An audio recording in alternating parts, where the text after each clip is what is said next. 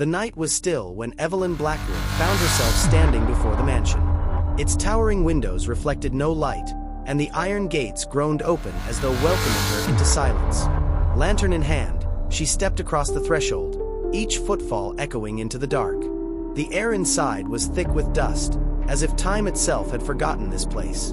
Long corridors stretched into shadow, and portraits of unfamiliar faces seemed to watch her pass. A mirror cracked as she looked into it, though she had not touched the glass. Whispers followed her. They slipped through the walls, brushing against her thoughts, too soft to understand but impossible to ignore. The deeper she walked, the more the house changed. Doors opened to rooms that shifted shape, staircases twisted in directions that made no sense, and candles lit themselves only to burn out as she approached. In one chamber, she discovered a child's toy rocking horse, moving though no hand guided it.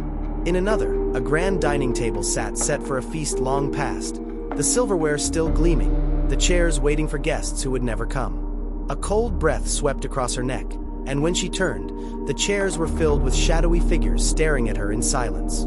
She climbed the staircase, a lantern trembling in her grasp. At the top, a hallway stretched far longer than the outside of the house should allow. Each door she passed thudded as if something inside wanted to escape. From one, laughter rose and quickly died. From another, scratching clawed against the wood. The air grew colder. Her breath turned to frost. A music box began to play on its own, its delicate tune echoing against the silence. She followed it to a nursery draped in cobwebs. The lullaby stopped the moment she entered. The crib was empty, yet the sheets were pressed as if something unseen lay within. The walls groaned.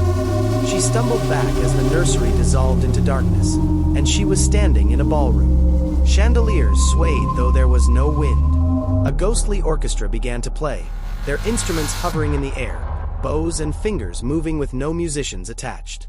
Figures appeared on the dance floor, silhouettes of long-forgotten guests, swirling and turning in rhythm. Their faces were blurred, hollow, but they moved as though alive. Evelyn stepped back, but one figure turned toward her, extending a hand. Its touch was ice. The orchestra struck a violent chord. The dancers stopped and stared at her with empty sockets. The floor cracked beneath her boots. The chandeliers fell, shattering into light and glass. She ran, but the ballroom stretched on endlessly, the doors gone, the music rising into a frenzy of chaos. Then the floor gave way. She plunged into a cavern beneath the mansion, lantern tumbling beside her. Mist curled upward, and from it rose a monstrous shadow, its form shifting, eyes burning like embers. It spoke without words, pressing into her mind, promising release, demanding surrender. Evelyn raised her lantern high. The light flared, fighting against the shadow's endless reach. For a moment, the creature recoiled. But then the lantern cracked, its flame flickering to near darkness. The shadow surged forward, swallowing her whole in a storm of light and black mist. The cavern was silent. The mansion above returned to stillness. The gate outside closed once more, waiting for the next soul to enter.